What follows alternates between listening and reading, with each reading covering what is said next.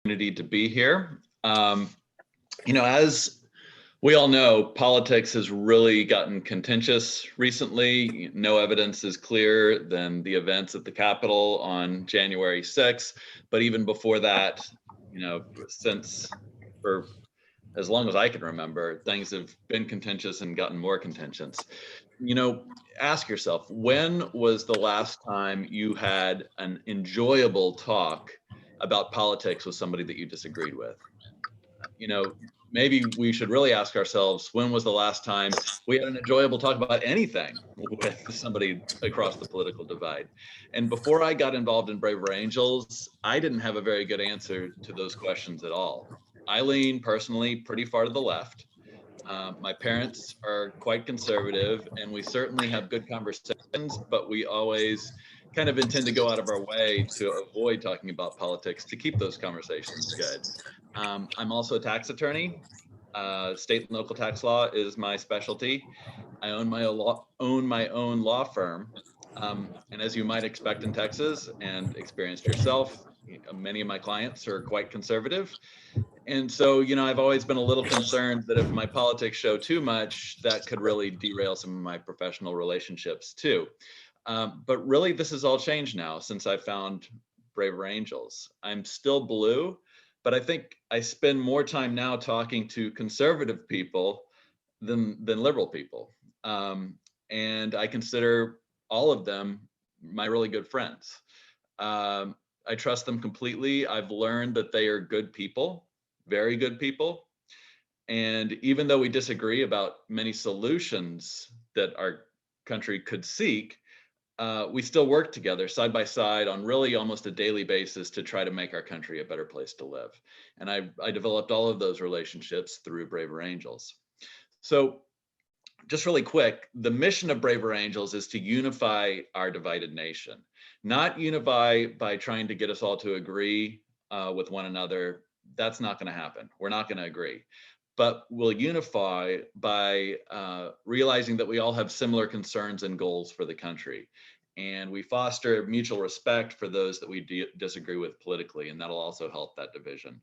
The mission of Braver Angels is also to build a working alliance to foster new ways to talk to one another, participate in public life together, and influence the direction of the nation itself. At the heart of Braver Angels is the Braver Angels Pledge. That pledge is, as individuals, we try to understand the other side's point of view, even if we don't agree with it. In our communities, we engage those that we disagree with, looking for common ground and ways to work together. And in politics, we support principles that bring us together rather than divide us. And there are thankfully many organizations out there that are similar to Braver Angels. Civics is obviously a hot issue right now. But one thing that sets Braver Angels apart is something that Brooke already mentioned, and that is what we call the rule of balance. At every level of leadership, from the National Board of Directors on down to the local organizers of local workshops, we strive to include reds and blues in approximately equal numbers. And there's really two reasons for this. First, it builds trust in the organization. Trust is in very short supply nowadays. And if the organization itself were to lean to either the left or the right, it could be seen as a tool to undermine the other side. So we strive very hard to keep the balance. And second, what we've learned is how valuable it is to get people on the left and the right working together on the same project. So when you work side by side with somebody, trust and respect naturally builds as a result. And then those political conversations can happen more easily once you realize that you like each other and you work well together. Then you can talk about politics and actually work on solving some of the problems that our country faces. Let's talk about the workshops themselves, which is really the heart of what Braver Angels does. At its most basic, Braver Angels puts on workshops and other meetings that include folks across the political spectrum. And there are really two tiers of experience. There are formal workshops. These are designed by our national team. They're heavily moderated. And then that there are less formal workshops that are generally designed and put on by the local organizations. And all of these workshops are absolutely free. Let's talk about the formal workshops first. Most of these were designed by a man named Bill Dougherty. He is one of the founders of Braver Angels, and he's actually a family therapist. He realized that the skills and the methods that he teaches in marriage counseling are completely relevant to having political conversations. And he is completely right. It really works. Bill's a really strong believer in having good moderators involved. So all of the formal workshops involve trained moderators who lead the participants through proven exercises to create conversations that are designed to foster trust and respect to one another. The flagship of all these programs is called the Red Blue Workshop. This workshop consists of 7 or 8 folks that lean to the right and 7 to 8 folks that lean to the left. And then 2 moderators walk those group of 14 to 16 people through a series of 3 exercises. And those exercises allow the participants to explain how they feel unfairly stereotyped by the other side. But then in that same exercise, they're required to do some introspection and see if maybe there might be a kernel of truth to some of those stereotypes too. And then both sides present and you tell the other side what you think. Another exercise is the participants listen to each other explain why they feel their side's values are good for the country, but then they also have to explain any reservations that they have about their own side. And then lastly, the third exercise is each side gets to ask the other side questions about their political beliefs and ideas, not to make the other side look dumb, which is the way we normally have political conversations, is you're constantly trying to one up the other person.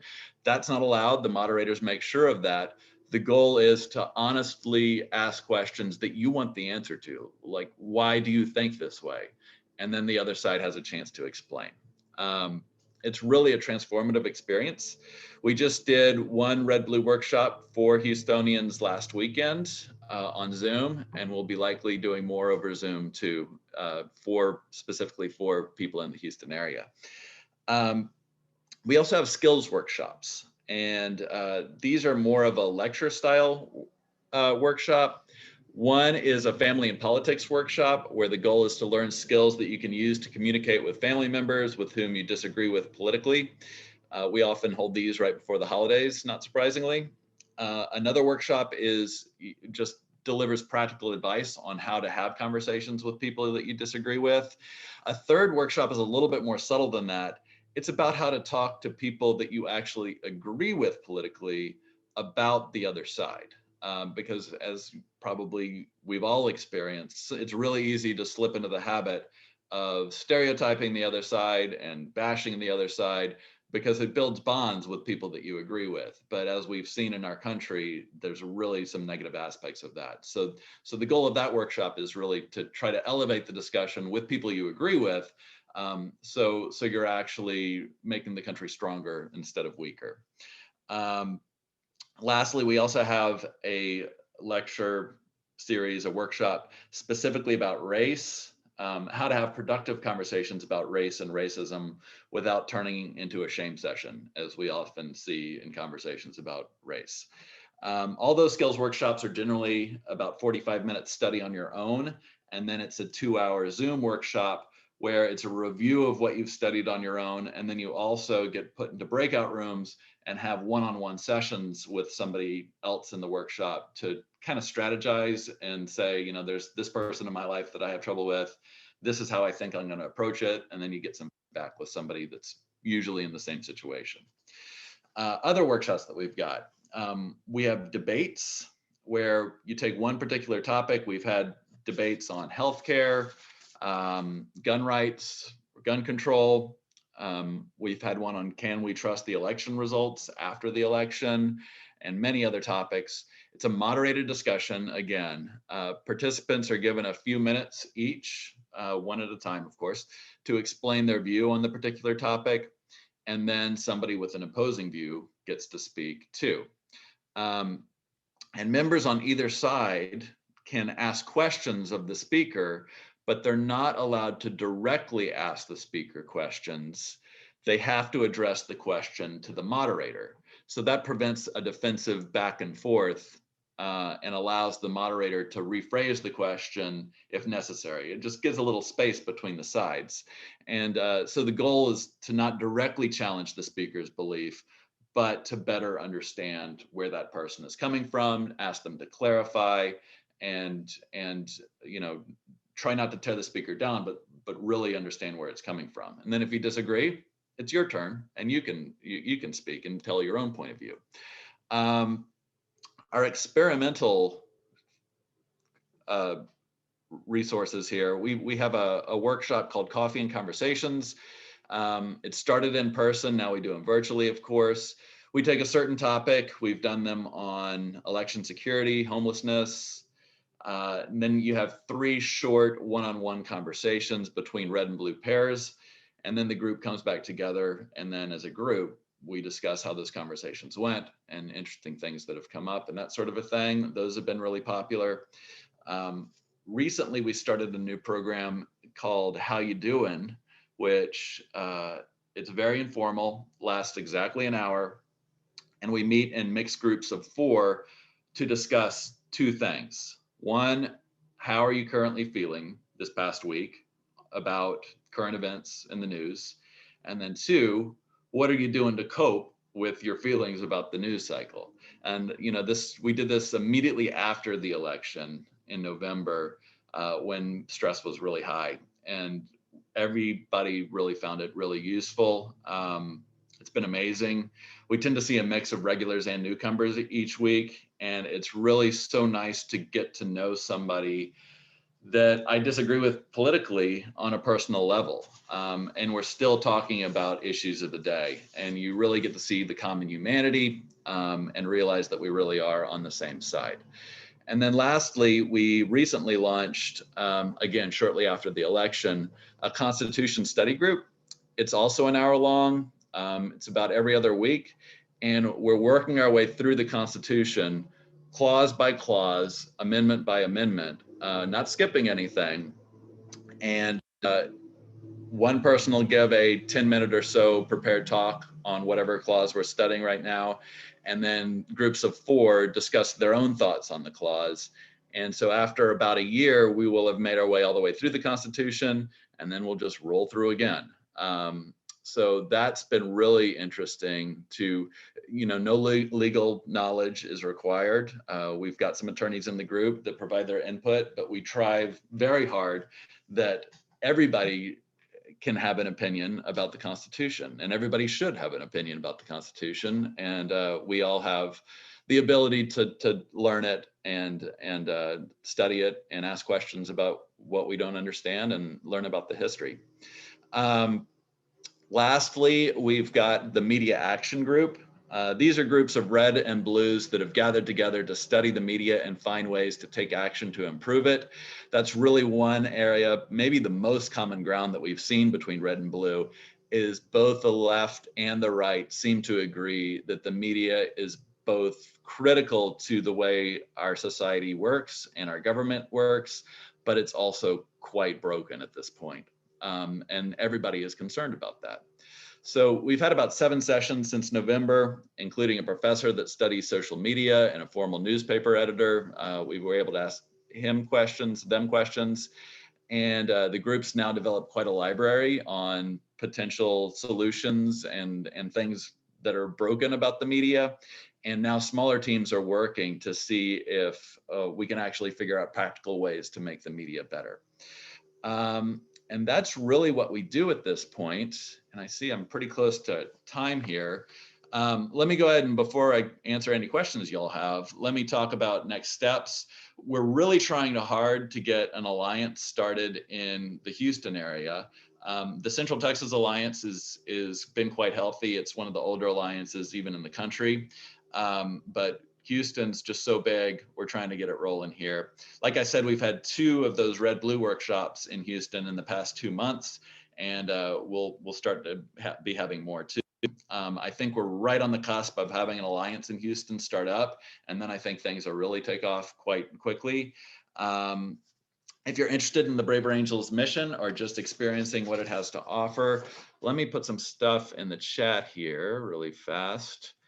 And that's probably the best way to get involved at this point. Is probably the best way is to follow this first link that I'm going to put in here at that braverangels.org. Sign up for the national email list, and that'll be the database that the Houston Alliance, once it forms up, is pulling from, and we'll make sure you stay in the loop on anything specific in the Houston area.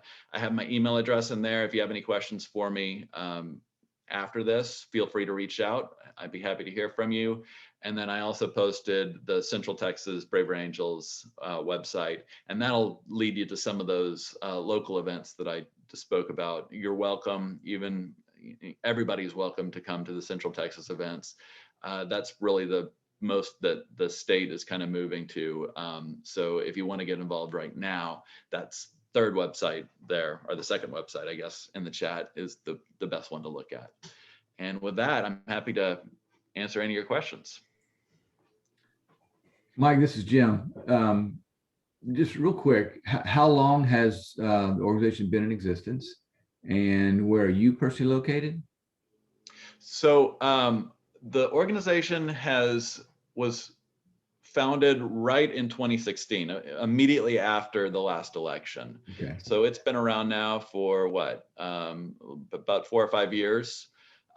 Central Texas had got moving about 2 or 3 years ago, and I am in Austin. Okay. Though I grew up in Houston and have lived there for quite some time. So I come back often too, because my folks still live there. Yeah, cool. Okay, thanks. Mike, this is Dan. Thank you for joining us this morning and sharing this with us. It's an admirable goal of your organization. Other than your headcount participation in the events that you have, what are your metrics that have evolved over the last 4 years? How are you able to measure success or effectiveness of this group? So that's a great question, Dan, and that is really a challenge that we're facing. One aspect of it is the media exposure that we got, just because we're trying to get a sense of how much does society actually see polarization as a problem. And what we've learned is there's been some resistance to the organization too, because some folks are so polarized that they're saying this is exactly the way it should be, and our side needs to win and beat the other side into submission. And so we're actually quite intrigued and pleased to see when we see some media stories about why this organization shouldn't exist, because that means we're striking a nerve. And of course we disagree with them, but we still disagree civilly about it, that we're not a bunch of moderates necessarily. There's a lot of people that hold fairly extreme views, I guess you could say, but we still find ways to work together. And so that's another metric that we follow is how sticky the organization is, basically. And if people come in and it's one and done and they go to a skills workshop, that's not really what we're into, because those people they might have been depolarized a little bit, but there's really no way to tell. But when we've got people that we know that they disagree with other people in the group and they still come back again and again, and we see those relationships build, then we're onto something. So it's really, headcount is definitely our biggest at this point, being a relatively new organization, but certainly the kind of the stickiness of how many repeat customers do we have is also a key metric that we look at.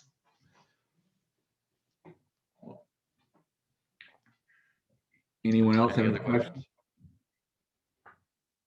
And if you do, make sure you unmute yourself. So, yeah, go ahead. y'all can hear me. Yes. Yeah, this is Andrew Friedberg speaking. As mentioned earlier, I have the privilege of serving currently as mayor here in Bel Air, and so it will not surprise you to hear that I'm hyper focused on local issues and local polarization. Very understandably, your focus and the focus of your presentation has been on, red and blue. At the local level, as you know, politics is by design nonpartisan, and that's deliberate. And yet it seems in Bel Air, and I'm sure this is true most everywhere, we're bent on finding ways to polarize ourselves along different lines that are not red and blue. So I'm just curious if you've encountered that yet in your experience with Braver Angels, and where do you see that going at the local level? Again, assuming that that's not unique only to Bel Air. Yeah, that's a great question. And one of the issues that we often bump up against is we have a large number of folks that we call purple in the organization too, where they oppose the red-blue dynamic and say that, you know, that's not how I'm more complicated than that. And there's absolutely a place for those people in our group. The reason why we have the red-blue balance is it's an artificial setup just to make sure that we've got diversity of thought involved. So once we know that we've got that diversity on either conservative, progressive issues or any other issue, then we can have an interesting conversation. So with local issues, we could easily design a workshop on a particular local issue where instead of asking people to register either on the left or the right, it would be pro or con for that issue and that sort of a thing. And then all the same rules would apply. If it's contentious, we would of course want it heavily moderated, and we would impose very strict ground rules like we do for the rest of our workshops on speaking civilly and that sort of a thing. So yeah, we've generally we default to the red blue balance, but we can really do it on any contentious issue out there. Mike, another question. Many of these discussions we see quickly move from reason-based to emotion-based discussions. And once you go down that path, it's very hard to regroup and refocus a discussion back to something where you're dealing with facts and even determining what the facts are versus a pure emotion preconception. Any of the techniques you can share with us that you found effective to kind of put a stop when things go in that direction and try to shift the discussion back to a more reason-based approach versus just a purely emotional response of I'm right, you're wrong, shut up? You're an idiot. Never did say that. Didn't come out of my mouth. Really the most, I'm right there with you, and I find myself getting frustrated quite often when things turn emotional instead of rational. But kind of what I've learned myself and what I have to remind myself constantly in these workshops is the emotion that's behind what that other person is saying is in itself a fact. The key to a lot of our conversations is listening. And if you see somebody is getting emotional, that's a cue to you to where I need to take a step back and see where this emotion is coming from, see what the underlying issue is. And then once you know where that underlying issue is, often you can find common ground to work on that issue together, and get past the emotion and figure out what they're actually worried about. And, you know, I do it myself too. I get worked up about some issues, and when I find myself getting worked up, I try hard to say, well, what am I actually worried about here? Like, what is truly the underlying issue? And of course, that takes a lot of trust because, you know, a lot of times I think we naturally try to hide what's truly motivating us because it might be seen as a sign of weakness or something like that. But if the trust is there, you can actually talk about it, and then the emotion kind of dissipates, and you can actually say, well, I see that you actually support me on this, and that we're both worried about, you know, violence or whatever, and let's talk about how to actually fix that. And so that kind of brings it back around, the emotion is removed, and then you can work on rational solutions to the problem. Are there charges for these workshops? As far as like charges Payments? Yeah, for us to participate, if someone wants to participate in one of these workshops, is there a charge for it? No, there's never a charge. Okay. Obviously, we just are trying to get as many people into the door as possible to have these conversations. So they're all free. Okay, good.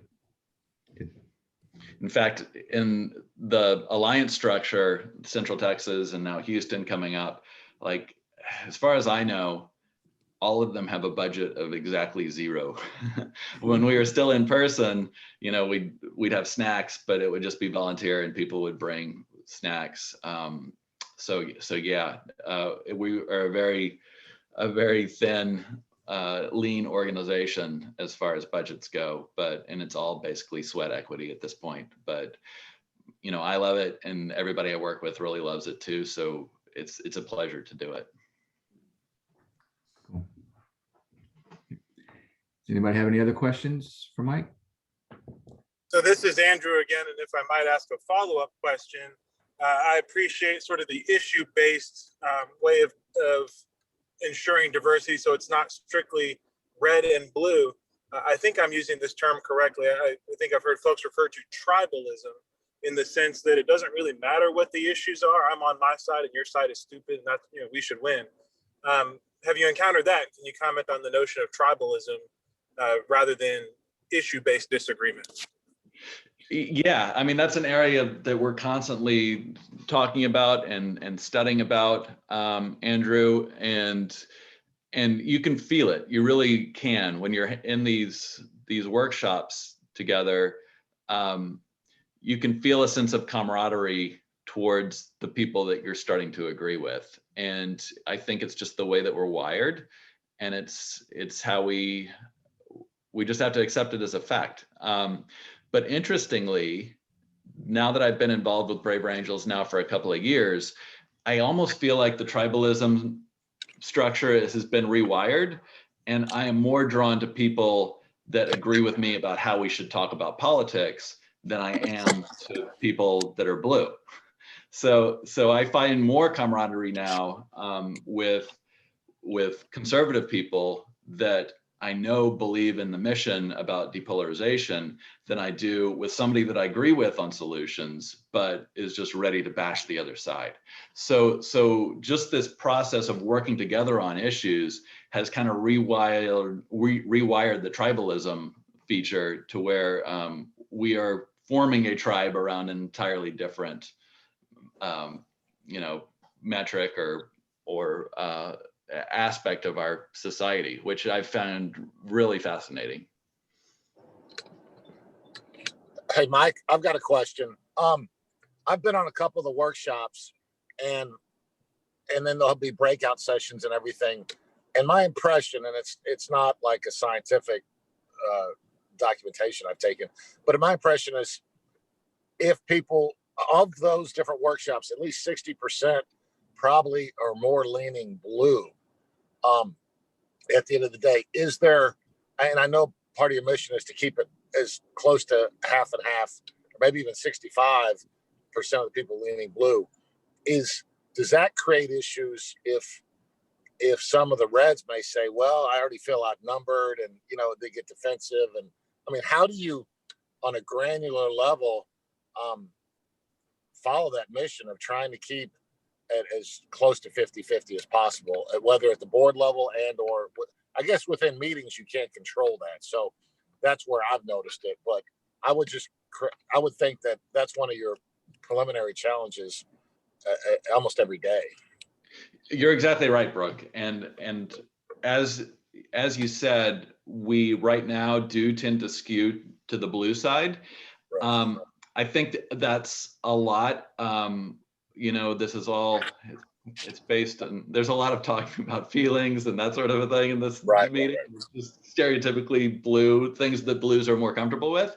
So I think the organization itself might just on its surface be more appealing to the blue side. And then I also feel like, conservatives have just been under attack a lot. I mean, particularly since the election, but even before that, during the Trump era, a lot of conservatives feel like that I've spoken with, certainly in Austin, I can't admit being a conservative because I'm going to lose business relationships, that sort of a thing. You know, it could be the same way in a small town being blue, but right now with the big cities and everything, you know, there's definitely a fear on the conservative side that I can't label myself as a conservative, which definitely makes our mission more challenging too. So we have multiple task forces at both the local and the national level on how do we recruit more folks that lean to the right. And one of the things, going back to Dan's question about metrics, that's one thing that we've been quite pleased to see is once we get a conservative person hooked in, they often are the stickiest people. They repeat, it's the conservatives that come back. The blues tend to come and go. So I think it's a kind of a marketing issue. Like once we can reach the conservatives and they experience it firsthand, they're like, this works. This is really interesting. It's just the challenge of getting them in the door in the first place. And we're working on it. Mike, a comment on your process. It seems obvious that a first big win of these two divergent groups you're dealing with when they come together, the first big win is agreeing on the process of the discussion of your organization. If that's where you start and everybody can agree that it's a good process, then you're automatically building confidence that, well, if we can both agree on this, that's our first step of common ground that we can then move forward and build trust based on the fact that we've agreed on this process to have this discussion and that it's a valid, worthwhile process, worth of our time. So we're invested in it before we even get down to issues. I know counselors, when they meet with people, they have a structured process that they go through to build trust, to share empathy, to get this openness going. Does your organization have published process steps that are standardized for these different types of events, similar to that, to get that first big win, to get buy-off on the process, to then expand from there?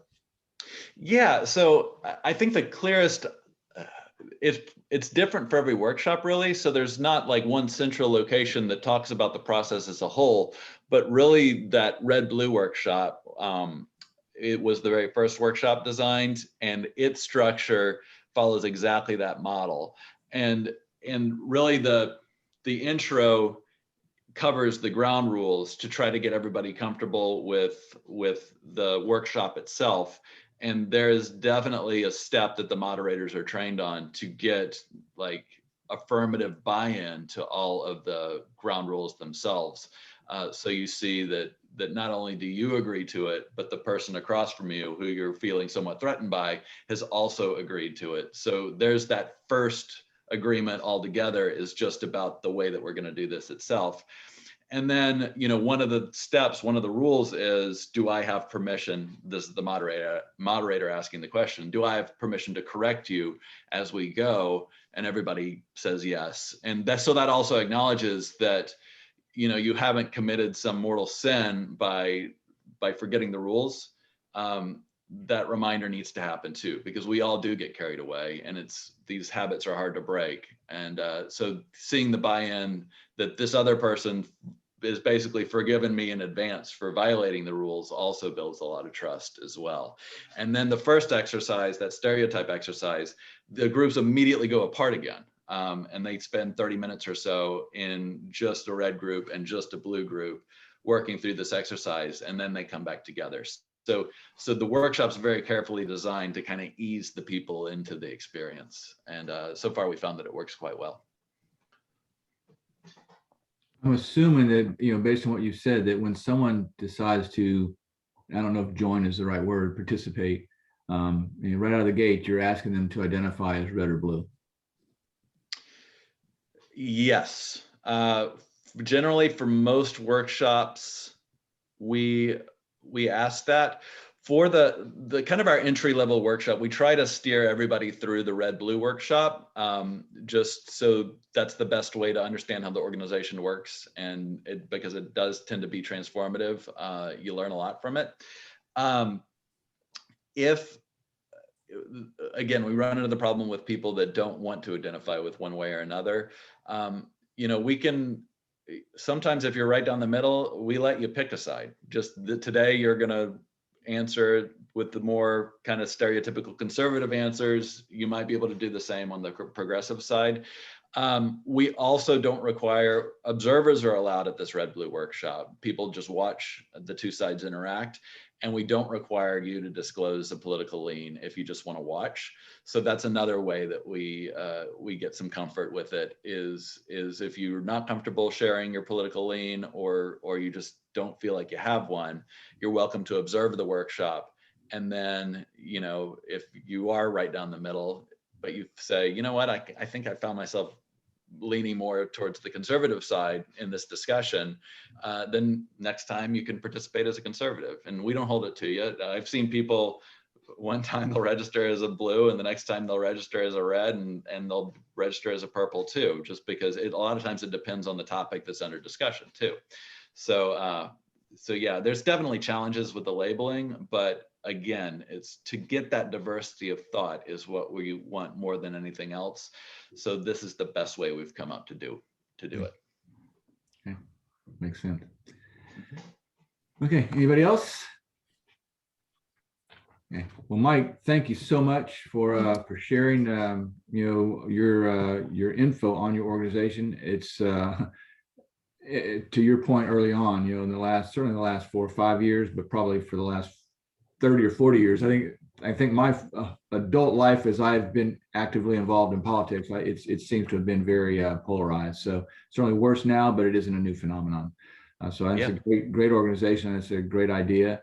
It's hard to have those kind of conversations. So if we can start in a structured environment like that, and then maybe we can broaden that to our friends and acquaintances, and that's good stuff. So thank you very much for doing that.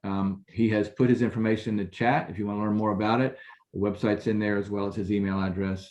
So thank you very much. Appreciate it. Yeah, thanks so much for your time. I appreciated talking to y'all. Okay, and then real quick before we part, guys, next month's meeting, we're going to a shameless self-promotion. Will be the April event. I think the date in April is the 8th, but I won't swear to that. Anyway, that'll be next month. More info to come on that. So thank you guys, everybody. Have a great rest of your day and a great weekend, and we'll talk to you guys later. Okay.